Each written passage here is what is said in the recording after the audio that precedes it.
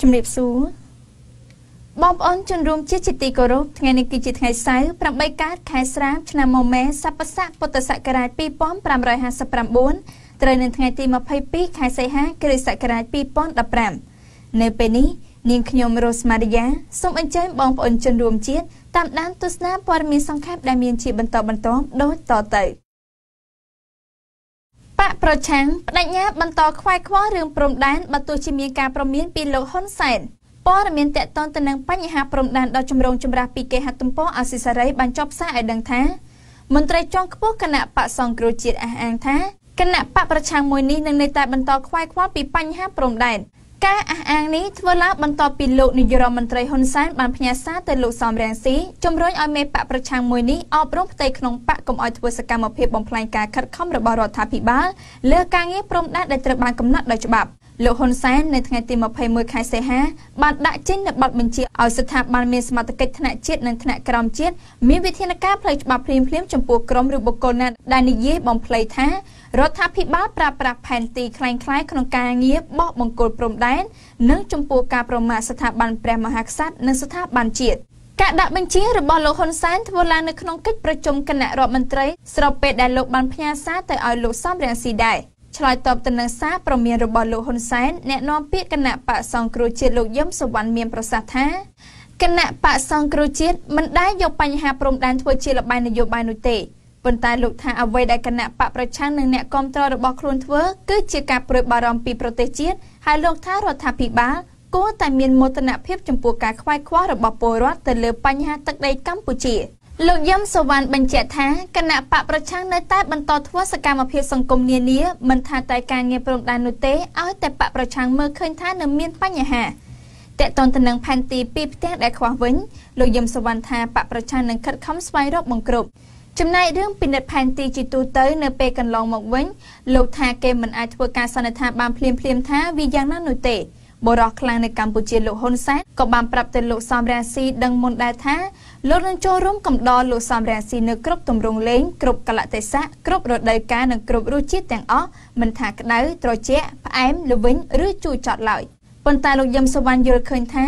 រដ្ឋាភិបាលគួរតែជៀសវាងបង្កបរិយាកាសតានតឹងនិងភាពអាប់អួរដែលធ្វើឲ្យពលរដ្ឋខ្មែរខ្វល់ខ្វាយគ្មានទីបញ្ចប់ហើយថារដ្ឋាភិបាលគួរបង្កើតឲ្យមានបរិយាកាសដើម្បីផ្ដល់ឱកាសដល់ពលរដ្ឋខ្មែរចូលរួមចំណែកនៅក្នុងការដឹងឮនិងដោះស្រាយបញ្ហារបស់ប្រទេស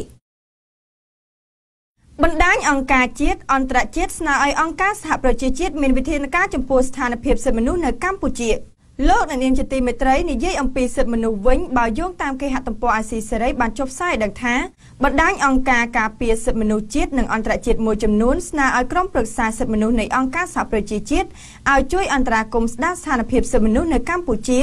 នៅពេលដែលក្រុមអង្គការទាំងនេះបានមើលឃើញថាស្ថានភាពគោរពសិទ្ធិមនុស្សបានធ្លាក់ចុះនៅមួយរយៈចុងក្រោយពេលនេះសំណើនោះបានធ្វើឡើងតាមរយៈលិខិតរួមមួយរបស់ក្រុមបណ្ដាញការពារសិទ្ធិមនុស្សដែលបានផ្ញើទៅក្រុមប្រឹក្សាសិទ្ធិមនុស្សនៃអង្គការសហប្រជាជាតិកាលពីថ្ងៃទី20ខែសីហាទោះជាយ៉ាងណាមន្ត្រីរដ្ឋាភិបាលច្រានចោលការលើកឡើងរបស់ក្រុមអង្គការទាំងនោះនិងបញ្ជាក់ថារដ្ឋាភិបាលតែងអនុវត្តតាមគោលការណ៍នីតិរដ្ឋនិងប្រជាធិបតេយ្យលិខិតរបស់ក្រុមអង្គការមិនមែនរដ្ឋាភិបាលចំនួន12បានលើកឡើងថាសិទ្ធិមនុស្សនៅកម្ពុជាកំពុងធ្លាក់ចុះដែលចាំបាច់ត្រូវក្រុមប្រឹក្សាសិទ្ធិមនុស្សអន្តរជាតិយកចិត្តទុកដាក់និងផ្ដល់អនុសាសន៍ដើម្បីឲ្យរដ្ឋាភិបាលយកចិត្តទុកដាក់កែលម្អស្ថានភាពនេះឡើងវិញគេហទំព័រដៃនេះបានបញ្ជាក់ឲ្យដឹងតាមរយៈអ្នកគ្រប់គ្រងបច្ចេកទេសឃ្លាំមើលការរំលោភសិទ្ធិមនុស្សនៃអង្គការលីកាដូលោកអំសំអាតបានមានប្រសាសន៍ថាអ្វីដែលក្រុមអង្គការមិនមែនរដ្ឋាភិបាលដាក់ទៅឲ្យក្រុមប្រឹក្សាសិទ្ធិមនុស្សអង្គការសហប្រជាជាតិនោះគឺរបាយការណ៍ស្ដីពីស្ថានភាពសិទ្ធិមនុស្សនៅកម្ពុជានៅក្នុងរយៈពេលថ្មីចុងក្រោយនេះលោកអំសំអាតបានបន្តថាការចាប់ខ្លួនសមាជិកប្រសិទ្ធិនិងសកម្មជនបកប្រឆាំងនិងក្រុមយុវជនដែលសកម្មនៅក្នុងការការពារបរិស្ថាននិងធនធានធម្មជាតិបង្ហាញពីការរំលោភបំពានសិទ្ធិសេរីភាពខាងនយោបាយការបញ្ចេញមតិនិងការជួបប្រជុំលើសពីនេះការរដ្ឋបិទសេរីភាពក្រោមច្បាប់សមាគមនិងអង្គការមិនមែនរដ្ឋាភិបាលកំពុងជះឥទ្ធិពលនៅតាមមូលដ្ឋានបើទោះជាច្បាប់នេះត្រូវបានអនុម័តហើយក្តី នៅក្នុងលិខិតរបស់ក្រុមអង្គការមិនមែនរដ្ឋាភិបាលដដែលក៏បានស្នើឲ្យអង្គការសហប្រជាជាតិនៅក្នុងកិច្ចប្រជុំលើកទី30នៃក្រុមប្រឹក្សាសិទ្ធិមនុស្សរបស់អង្គការសហប្រជាជាតិឲ្យអន្តរាគមន៍ឲ្យរដ្ឋាភិបាលកម្ពុជាបញ្ឈប់រាល់ការរំលោភសិទ្ធិមនុស្សជាហូរហែមកនេះរដ្ឋាភិបាលត្រូវធានាសិទ្ធិសេរីភាពនៃការតវ៉ាដោយសន្តិវិធីការគំរាមកំហែងអ្នកការពារសិទ្ធិមនុស្សការលម្អប្រព័ន្ធយុត្តិធម៌បញ្ឈប់អំពើហិង្សាទាក់ទិនទៅនឹងការទាមទារសិទ្ធិដីធ្លីបំបត្តិវប្បធម៌នីតិរដ្ឋភាពនិងធានាដំណើរការលទ្ធិប្រជាធិបតេយ្យជាមួយគ្នានេះក៏បានស្នើឲ្យបន្តអាណត្តិរបស់អ្នករាយការណ៍ពិសេសអង្គការសហប្រជាជាតិទទួលបន្ទុកសិទ្ធិមនុស្សនិងទាមទារឲ្យរដ្ឋាភិបាលកម្ពុជាធានាសហការល្អជាមួយនឹងអ្នករាយការណ៍ពិសេសនិងការិយាល័យឧត្តមស្នងការសហប្រជាជាតិនៅកម្ពុជាលិខិតរបស់ក្រុមអង្គការមិនមែនរដ្ឋាភិបាលក៏បានលើកឡើងអំពីបំណងប្រាថ្នាចង់ឲ្យរដ្ឋាភិបាលបង្កើតផែនការសកម្មជាក់ស្ដែងដើម្បីអនុវត្តអនុសាសន៍របស់អ្នករាយការណ៍ពិសេសរបស់អង្គការសហប្រជាជាតិទទួលបន្ទុកផ្នែកសិទ្ធិមនុស្សអង្គការសិទ្ធិមនុស្សស្នើលោកសខេងបកស្រាយការអនុវត្តច្បាប់អង្គការចំពោះបណ្ដាញតាមមូលដ្ឋានព័ត៌មានសិទ្ធិមនុស្សមួយទៀតពីគេហទំព័រសម្លេងប្រជាធិបតេយ្យ VOD បានចុះផ្សាយឲ្យដឹងថាមជ្ឈមណ្ឌលសិទ្ធិមនុស្សកម្ពុជា CCHR ស្នើលោកសខេងរដ្ឋមន្ត្រីក្រសួងមហាផ្ទៃបកស្រាយជាលិលាអក្សរចំពោះការអនុវត្តច្បាប់ស្តីពីសមាគមនិងអង្គការមិនមែនរដ្ឋាភិបាលដោយបារម្ភពីផលប៉ះពាល់លើអង្គការមូលដ្ឋាននិងក្រុមបណ្ដាញក្រៅផ្លូវការកាលពីថ្ងៃទី12ខែសីហាព្រះមហាក្សត្រព្រះបាទនរោត្តមសីហមុនីបានឡាយព្រះហស្ថលេខាប្រកាសប្រើប្រាស់ច្បាប់ស្តីពីសមាគមនិងអង្គការមិនមែនរដ្ឋាភិបាលលិខិតចំហរបស់មជ្ឈមណ្ឌលសិទ្ធិមនុស្សកម្ពុជាចុះថ្ងៃសុក្រទី21ខែសីហាឲ្យដឹងថាកាលពីថ្ងៃទី8ខែកក្កដាកន្លងទៅរដ្ឋលេខាក្រសួងមហាផ្ទៃលោកសកសេដ្ឋាបានលើកឡើងថាច្បាប់អង្គការនឹងមិនត្រូវអនុវត្តចំពោះក្រុមអង្គការនៅមូលដ្ឋាននិងបណ្ដាញផ្លូវការឡើយប៉ុន្តែលិខិតនោះបញ្ជាក់ថាថ្មីនេះមានករណីមួយនៅខេត្តក្រចេះនៅពេលប្រជាពលរដ្ឋប្រមូលផ្ដុំគ្នាជាសហគមន៍ដើម្បីតវ៉ារឿងដីធ្លីស្រាប់តែអធិការស្រុកស្នួលខេត្តក្រចេះបានប្រាប់ទៅតំណាងសហគមន៍ទាំងនោះថាបើចង់បង្កើតសហគមន៍គឺពួកគេត្រូវទៅចោះឈ្មោះនៅក្រសួងមហាផ្ទៃគេហទំព័រដដែលនេះបានឲ្យដឹងតាមរយៈលិខិតនោះបញ្ជាក់ថាមជ្ឈមណ្ឌលសិទ្ធិមនុស្សកម្ពុជាមានក្តីព្រួយបារម្ភចំពោះការអនុវត្តច្បាប់អង្គការនេះហើយស្នើឲ្យលោកសខេងបកស្រាយករណីនេះជាលាយលក្ខណ៍អក្សរលិខិតបន្ថែមថាមជ្ឈមណ្ឌលសិទ្ធិមនុស្សកម្ពុជាស្នើសុំសម្ដេចចេញសេចក្តីថ្លែងការណ៍ជាលាយលក្ខណ៍អក្សរបញ្ជាក់អំពីការអនុវត្តច្បាប់ស្តីពីសមាគមនិងអង្គការមិនមែនរដ្ឋាភិបាលទៅលើក្រុមអង្គការថ្នាក់មូលដ្ឋានតូចនិងក្រុមបណ្ដាញក្រៅផ្លូវការមជ្ឈមណ្ឌលសិទ្ធិមនុស្សកម្ពុជាក៏ស្នើឲ្យលោកសខេងចេញសេចក្តីបញ្ជាក់អំពីការអនុវត្តសមាគមអង្គការឲ្យបានត្រឹមត្រូវដោយមិនបញ្ចូលក្រុមអង្គការនៃថ្នាក់មូលដ្ឋាននៅបណ្ដាញមិនផ្លូវការនៅក្នុងបញ្ជីផងដែរនាយិកាមជ្ឈមណ្ឌលសិទ្ធិមនុស្សកម្ពុជាលោកស្រីច័កសុភាបានឲ្យដឹងថាមជ្ឈមណ្ឌលសិទ្ធិមនុស្សកម្ពុជាក៏ដូចជាអង្គការក្រៅរដ្ឋាភិបាលមួយចំនួនមានការព្រួយបារម្ភចំពោះការអនុវត្តច្បាប់សមាគមអង្គការនេះដោយអ្នកស្រីបញ្ជាក់ថាបើច្បាប់អង្គការនេះត្រូវបានគេយកទៅអនុវត្តលើអង្គការនៅបណ្ដាញក្រៅផ្លូវការនៅមូលដ្ឋានមែននោះ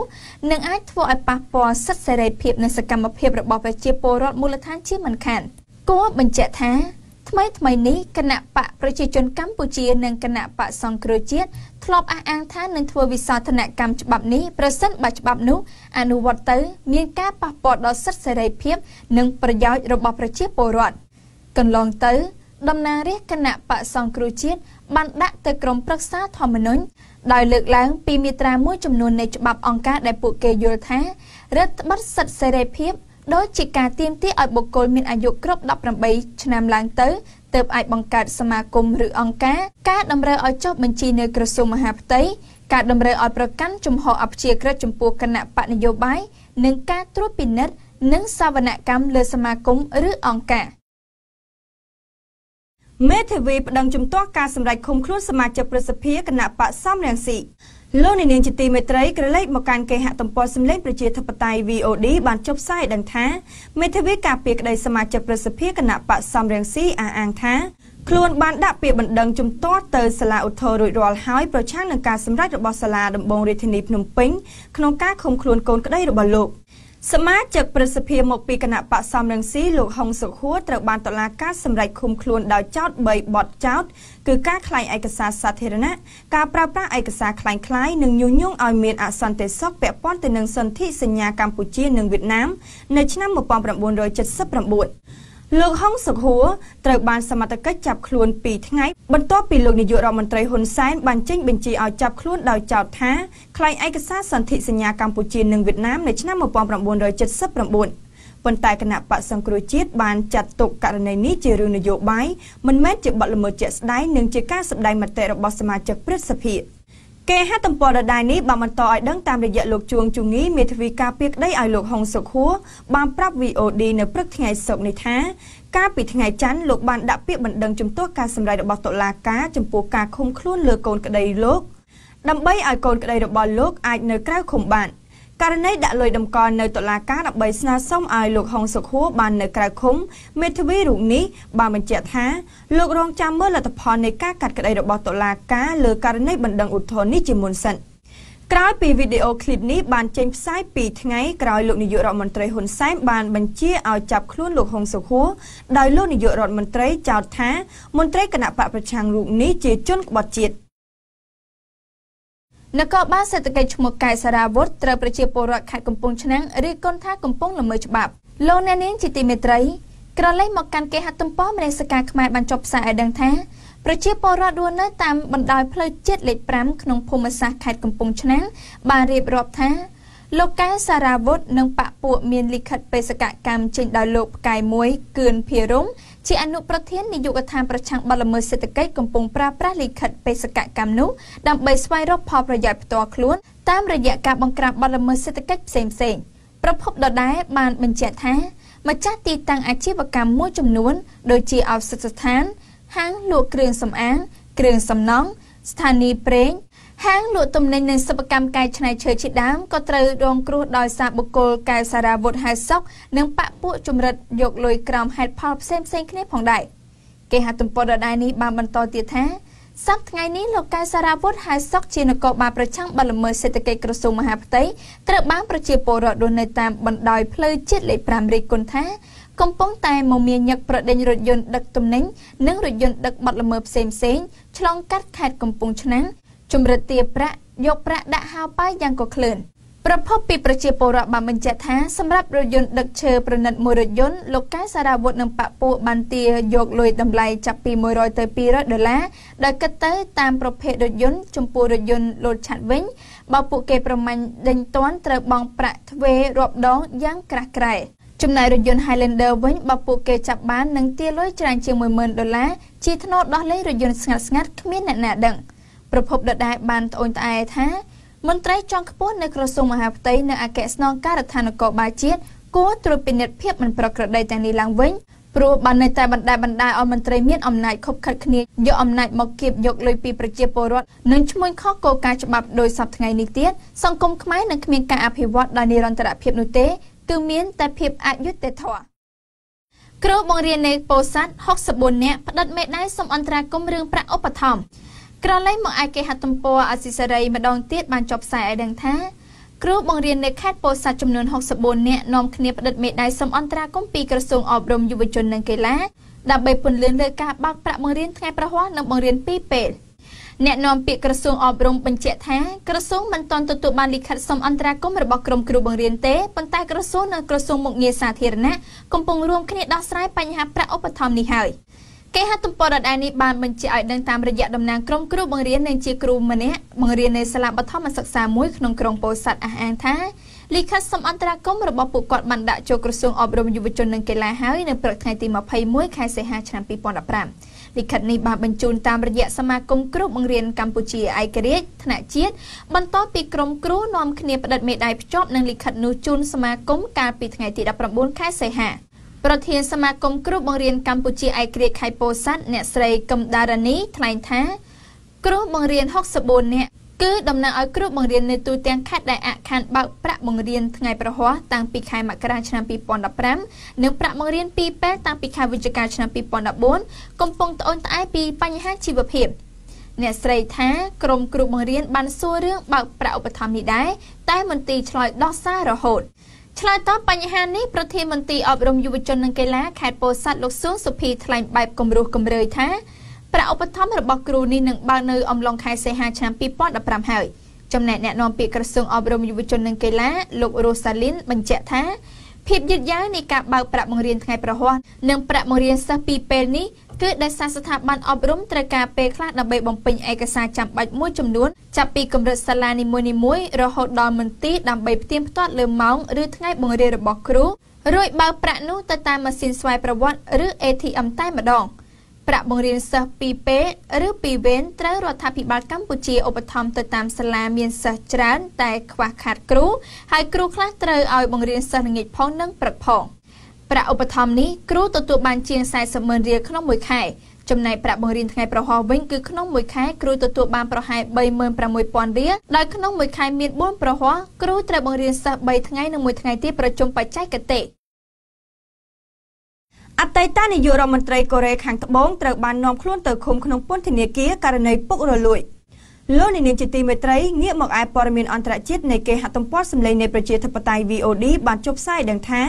ស្ត្រីអតីតនាយករដ្ឋមន្ត្រីនៃកូរ៉េខាងត្បូងត្រូវបាននាំខ្លួនទៅពន្ធនាគារបន្ទាប់ពីតុលាការកំពូលបានតម្កល់បទចោទនិងសារក្រមប្រឆាំងនឹងលោកស្រីឲ្យមានទោស2ឆ្នាំពីបទទទួលមូលនិធិនយោបាយដោយខុសច្បាប់លោកស្រីហានមីយ៉ុងស៊ុកអាយុ72ឆ្នាំបានកាន់តំណែងជានាយករដ្ឋមន្ត្រីរយៈពេល1ឆ្នាំកាលពីឆ្នាំ2006នៅក្រោមការដឹកនាំរបស់ប្រធានាធិបតីរ៉ូមូហ៊ីយុនគេហទំព័រដដែលនេះបានចុះផ្សាយដឹងថានៅឆ្នាំ2010លោកស្រីត្រូវបានរកឃើញថាបានទទួលប្រាក់880លានវ៉ុនឬ$76,000អាមេរិកពីអ្នកជំនាញម្នាក់នៅក្នុងយុទ្ធនាការរៃអង្គាសប្រាក់កាលពីឆ្នាំ2007ដើម្បីឲ្យលោកស្រីទទួលបានការតែងតាំងជាបេក្ខជនប្រធានាធិបតីរបស់គណៈបកទោះជាយ៉ាងណាលោកស្រីអតីតនាយករដ្ឋមន្ត្រីកូរ៉េខាងត្បូងរូបនេះបានបដិសេធហើយបានចោទប្រកាន់រដ្ឋអាជ្ញាថាប្រើប្រាស់អំណាចរបស់ខ្លួនដើម្បីវាយបន្ថោបកិត្តិយសរបស់លោកស្រីបានអះអាងដូចនេះនៅក្នុងសេចក្តីថ្លែងការណ៍របស់លោកស្រីគឺភ្លាមបន្ទាប់ពីតុលាការកំពូលធ្វើសេចក្តីសម្រេចលោកស្រីអះអាងថាលោកស្រីគឺជាមនុស្សគ្មានកំហុសគឺជាជនរងគ្រោះនៃសម្ពាធនយោបាយលោកនាងជាទីមេត្រីព័ត៌មានសង្ខេបរបស់ក្រុមការងារនាងខ្ញុំនៅពេលនេះបានមកដល់ទីបញ្ចប់ហើយនាងខ្ញុំយូចាន់ធីនីសូមថ្លែងអំណរគុណយ៉ាងជ្រាលជ្រៅចំពោះលោកអ្នកនាងដែលបានតាមដានទស្សនាកម្មវិធីនេះតាំងពីដើមរហូតដល់ទីបញ្ចប់សូមអរគុណសូមគោរពលា